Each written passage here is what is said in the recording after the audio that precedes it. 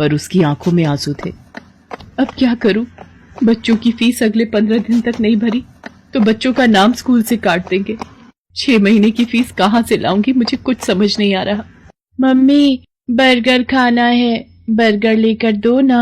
Mummy, मुझे भी burger खाना है। भैया, बर्गर कितने का दिया? 10 रुपए का आलू टिक्की और पनीर लगाकर 15 रुपए का है। 10 रुपए वाले 2 दे दो भैया। ये बर्गर बनाना कितना आसान है, अगर इसमें सब्जियां अच्छी लगाकर दो तो। ये लो आपके बर्गर। मम्मी, मुझे पनीर वाला खाना था। भैया ये लो 5 रुपए और पनीर लगा दो। बस इतना सा टुकड़ा पनीर का, इसके 5 रुपए। ऐसे तो तुम ग्राहकों को लूट रहे हो। बहन जी, 15 रुपए में अब इतना ही पनीर मिलेगा। हमें भी तो बचत करनी होती है। अगर एक ही बर्गर पर ढेर पनीर लगा दिया तो फिर हमने दुकान चला ली। और इतना ही कम लग रहा है तो खुद घर पर क्यों नहीं बना लेते बर्गर? बर्गर वाले की ये बात राधिका के मन में घर कर गई और उसके मन में विचार आया, अगर मैं बर्गर का काम खोल लूं तो मेरे पास भी इतने पैसे हो जाएंगे कि मैं भी घर के खर्चों में हरीश की मदद कर सकूंगी। और फिर बर्गर बनाना तो बहुत ही आसान है। घर जाकर माजी और हरीश से इस बारे में बात करती हूँ। राधिका हरीश और सास से बर्गर का ठेला लगाने की बात करती है। लो, कर लो बात राधिका बहू, अब तुम भी बच्चों सी बात कर रही हो। पता है हम औरतों का घर से बाहर निकलकर काम करना कितना मुश्किल है। हम औरतें घर के चूल्हा चौका ही निपटा लें, वही गनीमत है। पर माँ जी, आजकल बर्गर का काम बहुत चल रहा है। अगर मैं ये कर लूं तो इससे हरीश को भी पैसों में मदद मिलेगी। मुझे 15 दिन तक बच्चों की 6 महीने की फीस जमा करनी है। हरीश की सैलरी घर के किराए और खर्च में लग जाती है। दोनों मिलकर काम करेंगे तो घर खर्च में आसानी होगी। माँ, राधिका का मन है तो मुझे लगता है हमें राधिका को काम करने से नहीं रोकना चाहिए। अब तू भी इसका साथ दे रहा है? फालतू के पैसे खराब करेगी और हाथ कुछ नहीं आएगा, देख लेना। हरीश राधिका को 2000 रुपए देता है, पर उतने में तो बस थोड़ा ही सामान आ पाता है। राधिका परेशान हो जाती है। हरीश ने जो 2000 रुपए दिए थे वो तो कम पड़ गए। अभी तो ठेले वाले को एक दिन के 200 रुपए और गैस सिलेंडर आएगा 500 का। अभी और खर्चा करना बाकी है। मुझे कुछ काम उधार उठाकर करना होगा। बर्गर का ठेला लगाने के लिए राधिका को उधार में सामान लेना पड़ा। राधिका ने बर्गर का ठेला लगाना शुरू कर दिया, पर अभी नया नया काम था तो ग्राहक कम आ रहे थे। राधिका शाम के वक्त बर्गर का ठेला लगाती थी, पर जैसा उसने सोचा था वैसा बिल्कुल भी नहीं हुआ। मैंने सोचा था बर्गर बिक जाएंगे तो मेरी थोड़ी कमाई हो जाएगी, पर यहाँ पर तो एक भी बर्गर नहीं बिका। पता नहीं मेरी कमाई कैसे होगी। अगर कुछ दिन तक ऐसे ही चला तो माँ जी और हरीश मुझे इस काम के लिए मना कर देंगे। बहुत हिम्मत करके मैंने ये काम शुरू किया था। राधिका अभी ये सोच ही रही थी, तभी वहां एक गरीब औरत अपने 2 बच्चों के साथ आती है। दीदी, बहुत भूख लगी है, मेरे बच्चे 2 दिन से भूखे हैं। अरे, तुमने 2 दिन से कुछ नहीं खाया? रुको, मैं अभी तुम तीनों को एक एक बर्गर देती हूँ। शुक्रिया दीदी, आज तुमने हमारा पेट भरा है, और जो भूखों का पेट भरता है भगवान उसे कभी भूखा नहीं रहने देते।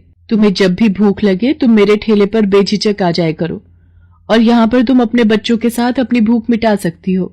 वो गरीब औरत अपने बच्चों को लेकर खुशी खुशी वहां से चली जाती है। राधिका घर आ जाती है, पर उस दिन उसकी कमाई नहीं हुई थी। ये देखकर उसकी सास गुस्सा करने लगती है। लो, मैंने तो पहले ही मना किया था कि ये चोचले पालने की जरूरत नहीं है। पिछले 3 दिन से मुश्किल से 100 रुपए कमाकर घर आ रही है और सामान लगा लेती है 2 से 3 हजार रुपए का रोजाना का। अब रोटी सब्जी तो बनेगी नहीं, हम सब ये बर्गर खाकर पेट भर लेते हैं। क्यों, अब तो तू खुश है ना अपना नुकसान करके? माँ जी, मैं कोशिश कर रही हूँ ना, और मुझे विश्वास है एक दिन मुझे अपने काम में सफलता जरूर मिलेगी। राधिका अगले दिन ठेले वाले से ठेला किराए पर लेने के लिए जाती है तो वो उसे मना कर देता है। देखो बहन जी, मैं पिछले 4 दिन से तुम्हें उधार पर ठेला दे रहा हूँ, है 200 रुपए रोज का किराया है। बस आज के लिए और उधार दे रहा हूँ।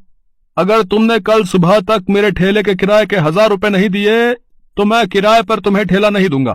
अब क्या करूं? हरीश से मांगूंगी तो वो मुझे इस काम को बंद करने के लिए कह देंगे, और माँ जी तो पहले ही मेरे काम के खिलाफ हैं। पर मुझे अपने बच्चों के लिए पैसे जोड़ने हैं। हे भगवान, मेरी मदद करो। राधिका भगवान से प्रार्थना करती है कि उसके ठेले पर ग्राहक आ जाए। तभी नमस्ते जी, मैं पीछे वाली गली में बर्गर की एक दुकान चलाता हूँ। यहाँ से गुजरते हुए 2 दिन पहले मैंने आपको ये बर्गर का ठेला लगाते हुए देखा था। मुझे 15 दिन पहले एक अनाथ आश्रम के लिए बर्गर का ऑर्डर मिला था, पर 10 दिन पहले एक हादसे में मेरी सीधे हाथ की हड्डी टूट गई, जिसके कारण मैंने अभी बर्गर बनाने का काम रोका हुआ है। पर मैं ऑर्डर के पैसे ले चुका था, इसलिए मैं वहां मना भी नहीं कर सकता। अगर आप उस ऑर्डर के बर्गर बना सकें तो मेरी बहुत मदद हो जाएगी। मैं आपको इसके लिए अच्छे पैसे दूंगा। जी जी, मैं जरूर करूंगी। आप मुझे बता दीजिए कितने बर्गर बनाने हैं। शाम को 4 बजे ही वहां पहुंचना है। जिन्होंने मुझे ऑर्डर दिया है उनके बच्चे का जन्मदिन है, वो अनाथ आश्रम 4 बजे पहुंच जाएंगे। वैसे मैं आपके साथ अपने एक आदमी को काम पर लगा देता हूं जो आपकी इस काम में मदद करेगा। ये 5,000 रुपए आप एडवांस रखो, बाकी के पैसे मैं आपको काम खत्म होने के बाद शाम को दे दूंगा, ठीक है? वो व्यक्ति मानो राधिका के लिए भगवान का रूप बनकर आया था। राधिका की सारी परेशानियां दूर हो जाती हैं। वो अपने उधार के पैसे भी चुका देती है और बच्चों के स्कूल की फीस भी जमा कर देती है। उस व्यक्ति को राधिका का काम इतना पसंद आता है कि वो राधिका के साथ पार्टनरशिप में काम करने लगता है। राधिका अब एक बर्गर की दुकान चलाती थी। राधिका की मेहनत और हिम्मत देखकर उसकी सास और हरीश बहुत खुश थे।